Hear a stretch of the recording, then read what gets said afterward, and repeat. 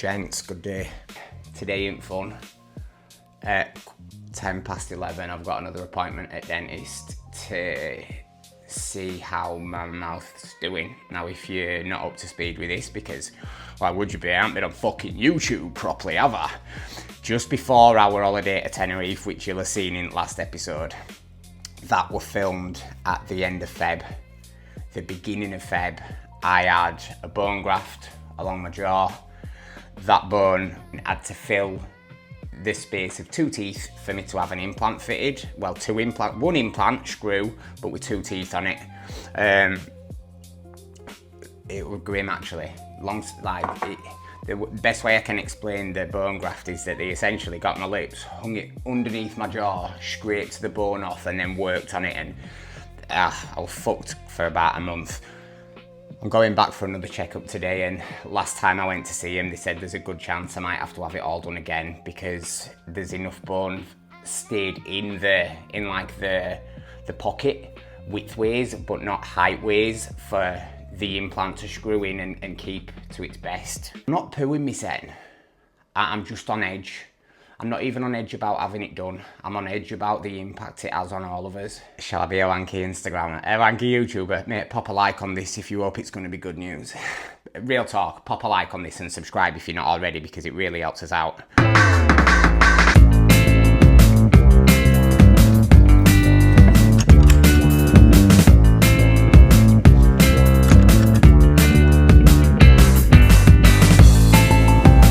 Leg day, baby.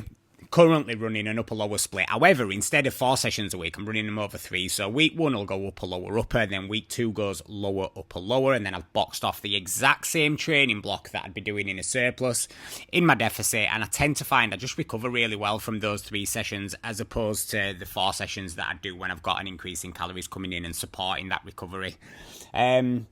Leg extensions, these are pushed hard. Obviously, jury's out on whether I do prefer leg extensions before my squat movements or my leg pressing movements like I'm doing at minute. But I'm always up for trying new things, so you'll see the main thing within this, it's a rest pause set like a lot of my work, so this is a hard set to failure. Short rest, then I do 1 extra rest pause set. Big hard bastard to failure. If you get this right, each rest pause will be highly stimulating, and you will see reps drop from set 1 to set 2. So I think I hit 10 reps and then 2 reps on rest pause with that. Anyway, into this shitbag of a pendulum squat. Pendulum squats, they're mega quad focused and brutal at best of times, but if you ever train at a JD, you'll notice the leverages on this are super humbling. I like to get my feet as low as possible, lifters on, get a lot more ankle flexion and knee flexion, prioritise my quad a little bit more with it feeling nicer on my knees. I like to think about opening your hips and thighs out on all squat movements like this. Much helpful. Then it goes into back extensions. Honestly, you might see an RDL as a main hinge in most programs, and I don't dislike them, but recently I just can't be arsed with them.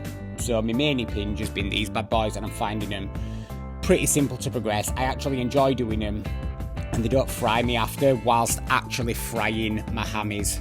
And then leg press I needed were busy, so we did calves first. I tried to think of driving my heels down with these, right? Rather than thinking about bringing my toes towards me, can I get my heels as far away from my torso as possible? Big stretch, little pause in that bottom position, and my calves are really responding well with that. Then this absolute biatch, 1 set, 15 to 20 reps to absolute failure, as in the last rep. If I push for the next one, I'm going to get trapped under it. So my feet are lower and closer, an emphasis on trying not to rest at any point. Like, I actually think lads that you see making progress that makes you stop in your tracks will always know how to push hard leg work, so it's something to really have a go at if you're not already. And then I finish with a set of crunches, weighted, because just like a bicep, they actually need lengthening, under tension, and progressing over time, pushing hard. So don't be trying to get suckered into shitty circuits and thinking it'll get your abs out. Heavy ab work, nail your diet, get your cardio steps done, and show your abs off.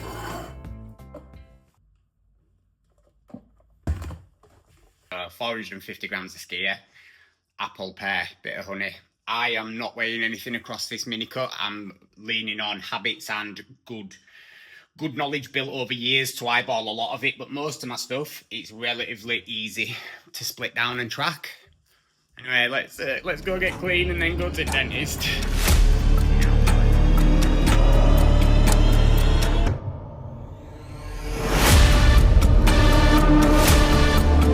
Well, that was absolute dog shit. Now, to have the implants fitted, there's not enough bone still here holding this tooth in. That fucking now has to come out. The one next to it has to come out, and I have to have another implant in so that everything is then rock solid for the rest of my life. Bruh, do I cry or not? No, because fucking hell, here we are. Got to get on with it. But as it rocked me to my core a little bit today, yes, because one, got to pay for this. Oh, yeah, sound. But two, also, it's just fucking time, energy, and bullshit, innit? We out turning this into a motivational post. There's always some. I don't know whether I just came to this realisation, whether anybody else has. Hey, comment below if you like me. I've just kind of come to realise that there's always a thing and we just have to deal with that thing and get by. Yes, we are allowed to feel sad and frustrated and upset. And I have, and I will, with all of this. Do you know what I mean? Don't by any means think I'm not sitting there like, fuck. But in that same breath, it has to happen. Right? So, let's look out for myself, look out for everybody else around me within it, and just get on with it. Get on with it.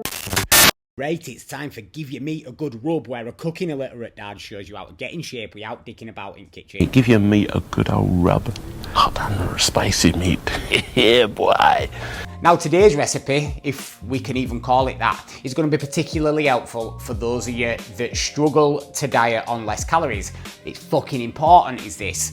You are going to have to eat less calories at some point if you're going to show them bad boys off. So what we have to do is make sure that within your day-to-day eating, you know what to do.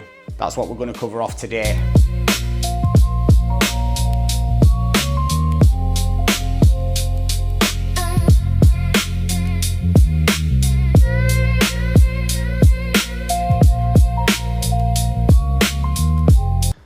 Now, while that bad boy marinates, let me explain something really fucking important, and you've probably heard this before, but food volume is absolutely key.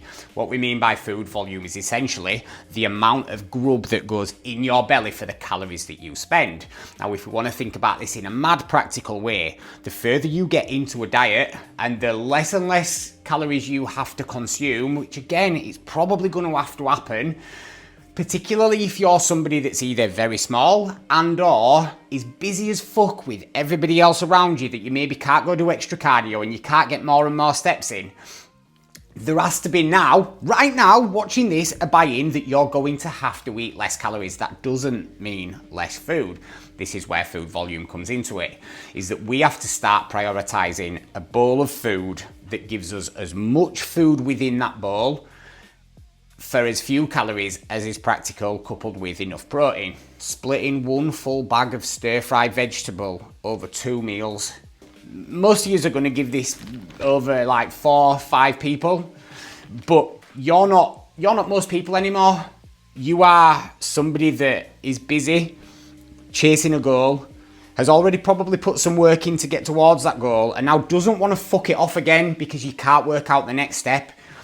Being willing to understand or being willing to do shit like this is the next thing. I won't ever have anyone say, oh, I struggle with this because I just like food too much. You can ask Jem who the person is in all of our families who's most likely to finish everybody's food off at a dinner table. She'll say me. I can actively start dieting, and straight away, because I know I'm dieting, my brain starts to tell me that I want to eat more food. It's a battle that can be won, is what I'm trying to tell you with this. And you have to ditch your own limiting beliefs that, oh, I just love food. I couldn't do that. Well, all right, sound. Fucking stay unhappy with the way your midsection looks without any definition in your triceps and stop moaning about it. Or, soz that were harsh, or play the volume game. Get better at including foods like this. So I've seasoned it with chicken seasoning, very simple. Like, don't be eating plain veggies, especially if you want to like see this through. We don't have to be eating boring shit. Half a bowl's worth is a really good call. If it takes more room in a bowl, it's going to fill up more room in your belly. It's also going to take a little bit longer to eat, and they're all, let's call them, they're all positives in terms of sending the right signals to your brain that you're satisfied.